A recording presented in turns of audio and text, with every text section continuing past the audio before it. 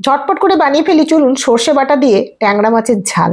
ট্যাংরা মাছের ঝালের জন্য লাগছে সর্ষে, পোস্ত, কাঁচা লঙ্কা, সমস্ত কিছু মিক্সড করে নিন। এবার এদিকে নুন, হলুদ, তেল সব কিছু মাখিয়ে এদেরকে এক সাইডে রেডি করে রাখুন। হয়ে গেছে রেডি করা। ফ্রাইং প্যান গরম করুন, তেল ঢেলে দিন, দিয়ে তেলটা যখন দেখবেন গরম হয়ে গেছে এদেরকে টপাটপ করে ছেড়ে দিন। খুব সাবধান, এরা কিন্তু খুব লাফালাফি করে। মাঝে মধ্যে আমি ঢাকা দিয়ে রান্না করি, এক পিঠ ঢাকা দিয়ে দিয়েছিলাম, দিয়ে আবার উল্টে দিচ্ছি, দিয়ে একটু নাড়াচাড়া করে আবার ঢাকা দিয়ে দিয়েছি। দেখুন দু পিঠই ভাজা হয়ে গেছে। এরা ছিটকে ছাটকে পালিয়ে যাচ্ছে, এই জন্য তুলে নিলাম, নিয়ে দিয়ে দিলাম কাঁচা লঙ্কা আর কালো জিরে, দিয়ে নাড়াচাড়া করে একটু সুন্দর রং করার জন্য দিয়ে দিলাম হলুদ গুঁড়ো আর কাশ্মীরি লঙ্কার গুঁড়ো। আর ওই যে সর্ষে পোস্ত বেটে রেখেছিলাম কিছুটা দিলাম, নুন দিলাম, দিয়ে ভালো করে নাড়াচাড়া করে এর মধ্যে দিয়ে দেবো ভেজে রাখা ট্যাংরা মাছগুলো। ট্যাংরা মাছগুলো দিয়ে আর কিচ্ছু করতে হবে না, একটু এপিট ওপিট করবেন, না করলেও চলবে। এর মধ্যে ঢেলে দিন বাদ বাকি সর্ষে বাটাটা।